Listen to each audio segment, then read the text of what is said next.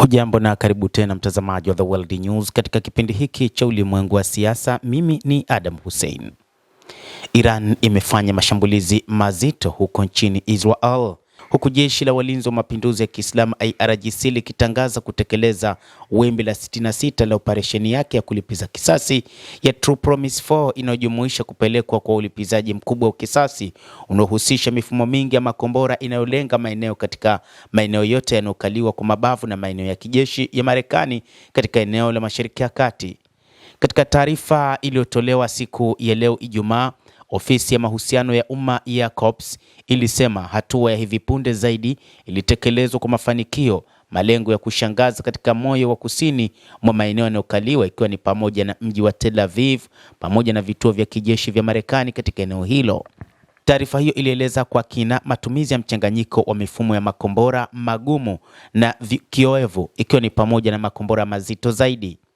Iran imetumia makombora mazito zaidi yanayoongozwa kwa usahihi yenye vichwa vingi vya kivita pamoja na makombora ya Horam Shahr na Khaibar Shekan na makombora ya masafa ya kati ya Qiyam. Hatua ya 66 pia ilihusisha kutumwa kwa makombora ya Zulfakar na ndege zisizokuwa na rubani, ilibainisha taarifa hiyo. Ving'ora vimesikika kila mahali katika maeneo yanayokaliwa. Taarifa ziliongeza kuwa mamlaka ya Israel katika jitihada za kuondokana na kushindwa na migogoro ya ndani ya hapa na pale pamoja na kuibuka kwa kashfa za Epstein zimeingia katika vita visivyo vya haki dhidi ya Iran ambapo wanazidi kuangamizwa wakati huu.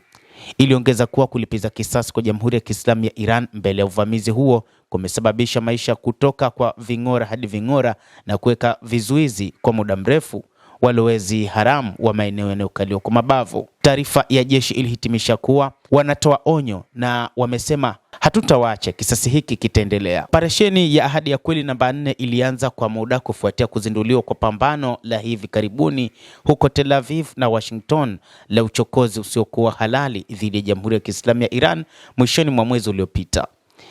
Operesheni hii ya Ahadi ya Kweli namba 4 ambapo Iran na mhimili wa upinzani imekuwa bora zaidi dhidi ya mali za Marekani na Israel. Vikosi vya jeshi la Iran na makundi ya upinzani katika eneo zima liliendelea na operesheni zao za kulipiza kisasi dhidi ya Marekani na utawala wa Israel.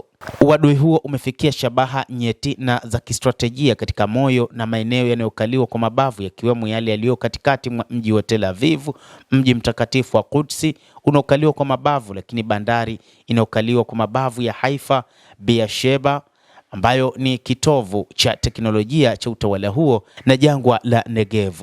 Vikosi vya nje vya Amerika katika eneo lote pamoja na vile vya Qatar, Bahrain, Falme za Kiarabu, Kuwait na Saudi Arabia pia vimekabiliwa na kisasi kikubwa ambacho wa Iran wanakitekeleza wakati huu. Hata hivyo, taarifa zinadai kwamba milipuko imesikika Yerusalem, huku Waziri Mkuu Benjamin Netanyahu akisema Israel ilichukua uamuzi peke yake katika mashambulizi dhidi ya kiwanda cha gesi cha Iran na kwamba mapambano bado yanaendelea. Mtazamaji wa The World News, hayo ndio tuliokuwa nayo. Ni taarifa iliyotolewa na jeshi la IRGC, jeshi la Jamhuri ya Kiislamu ya Iran, juu ya namna ambavyo wameanzisha shambulizi zito, wimbi la 66 la operesheni yake katika kulipiza kisasi, ambapo wamejumuisha kupelekwa kwa ulipizaji mkubwa uliohusisha mifumo mingi ya makombora na ya aina tofauti tofauti, na ofisi yao imeeleza hayo siku ya leo ya Ijumaa asubuhi. Endelea kutufuatilia mtazamaji, lakini nikusihi usisahau kulike, usisahau kucomment, kadhalika kusubscribe channel yetu hii upate habari hizi kwa mapana kupitia The World News. Naitwa Adam Hussein, endelea kuwa nasi wakati wote, endelea kutufuatilia.